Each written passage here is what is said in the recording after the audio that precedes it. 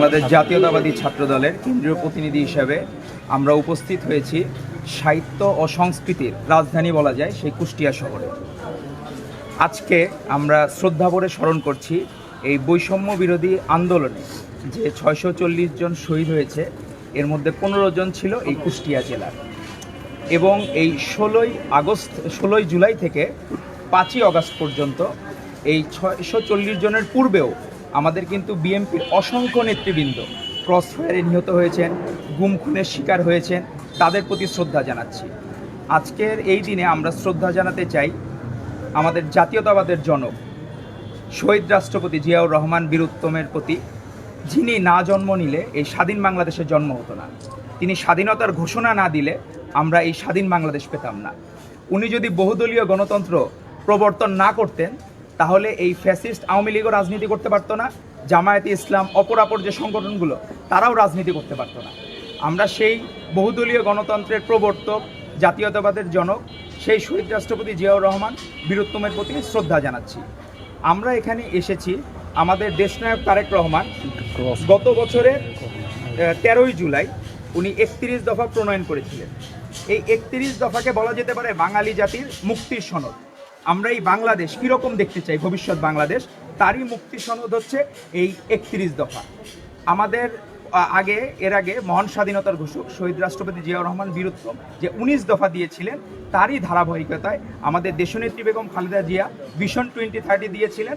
এখন এই সময়োপযোগী পূর্ণাঙ্গ রূপ হচ্ছে আমাদের এই 31 দফা। আপনি দেখবেন যে এই দেশনায়ক তারেক রহমান যে ডামি নির্বাচন বয়কটের ডাক দিয়েছিলেন 7ই জানুয়ারি, তারপর থেকে কিন্তু দেশনায়ক তারেক রহমান যেভাবে বলছেন, দেশ আসলে সেইভাবে পরিচালিত হচ্ছে। এবং দেশের সকল আন্দোলন, আপনি যদি বলেন যে 5ই আগস্ট কীভাবে সফল হলো, এটা তো একটা প্রেক্ষাপট লাগে। হুট করে তো কোনো আন্দোলন সফল হয় না।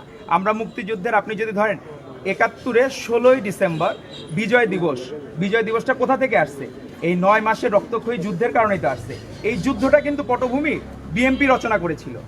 এর ফলাফল হিসেবে, বাই প্রোডাক্ট হিসেবে আপনি কিন্তু এই স্বাধীনতাটা পেয়েছেন, দ্বিতীয় স্বাধীনতা পেয়েছেন। আর একজন দেশনায়ক কেমন হওয়া উচিত, আপনি দেখবেন গতকাল একটি প্রেস রিলিজ, এখন অনেকে আছে যে মিডিয়াতে আওয়ামী দোসররা রয়ে গেছে, তারা ওইভাবে ভালো জিনিসগুলো ভাইরাল করে না। উনি নিজে উল্লেখ করে দিয়েছেন তার জন্মদিন আগামী 20 নভেম্বর কোনো অনুষ্ঠান হবে না। কোনো অনুষ্ঠান মানে কি? সেখানে কেক কাটা হবে না, কোনো কিছু হবে না। এটা হলো বৈষম্য বিরোধী আন্দোলনে যারা শহীদ হয়েছেন তাদের রক্তের সাথে বেইমানি করা হবে। সেই জায়গায় যদি কোনো আনন্দ ফুর্তি বা আমোদ ফুর্তি আয়োজন করা হয়, সেটা আমাদের দেশনায়ক তারেক রহমান হতে দিবেন না। আমাদের বাইরে উন্নত রাষ্ট্রগুলোতে দেখবেন, আমরা অনেক সময় গল্প করে বলি না, বা ফেসবুকে প্রচারণা হয় যে সাইকেল চালিয়ে সে পার্লামেন্টে যাচ্ছে, সে বাসে সাইকেল চালায় যে বড় বড় নেতারা, রাষ্ট্রনায়করা।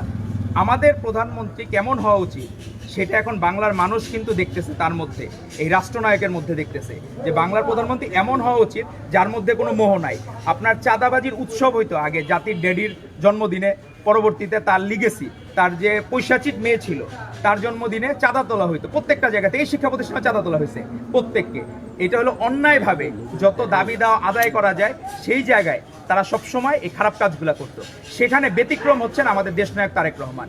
উনি নিজের জন্মদিনে একটা সিঙ্গেল প্রোগ্রাম সবাইকে না করার জন্য নির্দেশ দিয়েছেন, এখানে আদেশ দিয়েছেন, এবং কেউ যদি এর ব্যত্যয় ঘটায় তাকে পানিশমেন্টের আওতায় যেতে হবে। তো একজন বাংলাদেশের ভবিষ্যৎ প্রধানমন্ত্রী যেরকম হওয়া উচিত তার সকল গুণ তার মধ্যে আছে। এবং আমাদের এই তরুণ প্রজন্মকে জানানোর জন্য আমরা এখানে আরেকটি বই নিয়ে আসছি, সেটা হলো ছাত্রদলের গৌরবোজ্জ্বল অতীত, সংগ্রামী বর্তমান এবং ভবিষ্যৎ প্রতিশ্রুতি। আমরা জাতিকে কী উপহার দিতে চাই এবং আমরা যে বর্তমানে এখনও সংগ্রামের মধ্যে আছি, আমাদের কিন্তু ভোটাধিকার এখনও নিশ্চিত হয় নাই। এখনও কিন্তু বাংলাদেশের মানুষ জানে না যে কবে তারা নেতা নির্বাচন করতে পারবে। এর মধ্যেই অনেকে দেখবেন যে এই আন্দোলনকে পুঁজি করে অনেক মন্ত্রণালয়ে আখড়া গেড়ে বসেছে।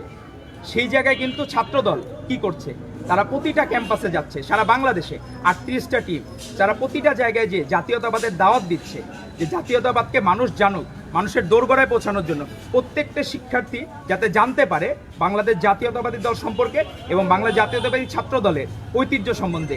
1979 সালের 1 জানুয়ারি যে স্বপ্ন নিয়ে এই ছাত্রদল গঠন করেছিলেন আমাদের শহীদ রাষ্ট্রপতি জিয়াউর রহমান বীরুত্তম, তারই ধারাবাহিকতায় ছাত্রদল কিন্তু 90-এর গণ অভ্যুত্থান ঘটিয়েছে।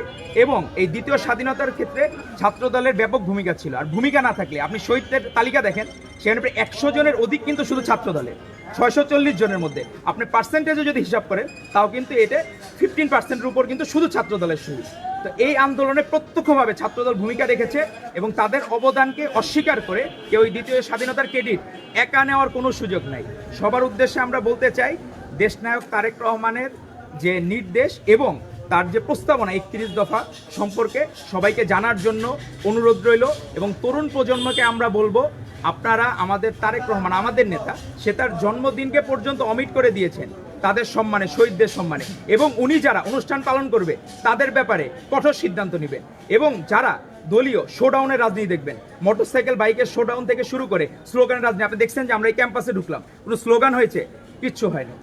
এই যে রাজনীতির নতুন ধারা এবং সাধারণ স্টুডেন্টরা যে ধারা চায় সেই ধারা আমরা অব্যাহত রাখবো এবং আমরা মত বিনিময়ের মাধ্যমে তারা কীরকম রাজনীতি চায় বাংলাদেশে তাদেরটা আমরা শুনবো।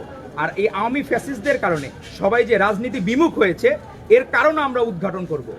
এই রাজনীতির জন্ম হয়েছিল মানুষের দাবি দাওয়া আদায়ের জন্য। এখনো কিন্তু আপনি উন্নত রাষ্ট্র না, বাংলাদেশ কিন্তু এখন উন্নত রাষ্ট্র হইতে পারেনি। উন্নত রাষ্ট্র করার জন্য আমাদের দেশনায়ক তারেক রহমানের নেতৃত্বের কোনো বিকল্প নাই। উনি আগামী প্রধানমন্ত্রী হলে আমরা সুন্দর স্বপ্নের, সাম্যের এবং মানবিকতার বাংলাদেশ গড়ে তুলতে পারবো ইনশাল্লাহ। সবাইকে ধন্যবাদ। বাংলাদেশ জিন্দাবাদ। ভাই ছোট্ট একটা লাস্ট কোশ্চেন, সেটা হচ্ছে আমরা দেখেছি আওয়ামী লীগের আমলে ছাত্রলীগের যে তাণ্ডব বিশ্ববিদ্যালয় এবং শিক্ষা প্রতিষ্ঠানগুলোতে, সেই একই ধারাবাহিকতায় ছাত্র দলও কি ওই একই পথে যাবে কিনা, নাকি তাদের মধ্যে ব্যাপক পরিবর্তন দেখতে পারবে শিক্ষা প্রতিষ্ঠানগুলো, সে ব্যাপারে একটু জানতে চাই, ছোট্ট করে শেষ করবেন। হ্যাঁ, আমাদের এই যে আমার জাস্ট পিছনে আশরাফ আছে, সে হচ্ছে এই কলেজের সদস্য সচিব। সে 103টা গুলি খায় বৈষম্য বিরোধী আন্দোলনে। এবং আপনি কোনো জায়গায় শুনছেন যে ছাত্রলীগের কেউ এই আন্দোলনে কোনো জায়গায় তাদের কি নৈতিকতা বিবর্জিত একটি সংগঠন হচ্ছে ছাত্রলীগ, একটি নিষিদ্ধ সংগঠন, তাদেরকে কিন্তু বাংলাদেশের মানুষ বয়কট করেছে। যদি হয়তো আমাদের গভর্নমেন্ট আমরা বয়কট করি তাহলে মনে হয়তো পলিটিক্যাল এজেন্ডা আছে, কিন্তু এই জায়গায় কিন্তু পলিটিক্যাল এজেন্ডা নাই।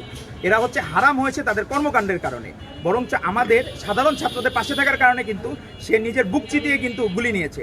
আজকে আল্লাহ তাআলার রহমত ছিল বলে সে কিন্তু আমাদের মাঝে বেঁচে আছে। সেই জায়গায় রাজনীতির সুস্থ ধারা, আপনি চিন্তা করেন যে 2009 সালে যখন আওয়ামী লীগ গভর্নমেন্ট আসলো, ছাত্রলীগের কি অবস্থাটা ছিল ওই সময়, আর আমরা ধরেন এই বর্তমান প্রেক্ষাপটে আমাদের গভর্নমেন্ট আসে নাই, কিন্তু আমরা একটা মোটামুটি কথা বলার স্বাধীনতা পেয়েছি, পূর্ণ স্বাধীনতা এখনো পাই নাই। আপনি প্রেক্ষাপটটা চিন্তা করেন যে সেই পরিস্থিতিতে ওই 3 মাসের মাথা 9 সালের আর বর্তমানে 3 মাসের মাথায় কিন্তু আমরা কেন্দ্রীয় নেতা হিসেবে আমরা কিন্তু আপনার এই কুষ্টিয়া শহরে হাজির হয়েছি এবং আমরা আমাদের প্রচার করতেছি যে আমরা ছাত্রদল যে ভালো এবং ছাত্রদল কি চায়, এবং ছাত্রদল ভালো শুধু কথায় না, সাধারণ শিক্ষার্থীরা বলবে তারা ভালো, তারা আমাদেরকে অ্যাপ্রিসিয়েশন দিবে, আমাদের কর্মকাণ্ড ভালো। আমরা এখানে এসেছি, আপনি কোনো একটা মিছিলের স্লোগান শুনেন নাই। আমরা খুবই আমাদের দেশনায়ক তারেক রহমান যেভাবে ছাত্রদলকে রিপ্রেজেন্ট করতে চান সেইভাবে, এখানে কোনো মাস্তানি না, কোনো কিছু না, চাঁদাবাজি না। আপনি এখানে শুনে দেখবেন ক্যাম্পাসের কী অবস্থা। আমরা একটু পরে মত বিনিময় করবো, আপনি সাধারণ শিক্ষার্থীদের মুখ থেকেই শুনবেন 5ই আগস্টের আগে ছাত্রলীগ কীরকম দৌরাত্ম চালিয়েছে আর 5ই আগস্টের পরে বর্তমান পরিবর্তিত প্রেক্ষাপটে ছাত্রদলের অবস্থানটা কি। সাধারণ শিক্ষার্থীরা স্টেটমেন্ট দিবে যে কারা বেটার রাজনীতি চায় এবং কারাই ভবিষ্যতের বাংলাদেশ বিনির্মাণ করতে পারবে এবং কারা এর সারথি হবে। ধন্যবাদ। ঠিক আছে। আমি তৌহিদুর রহমান।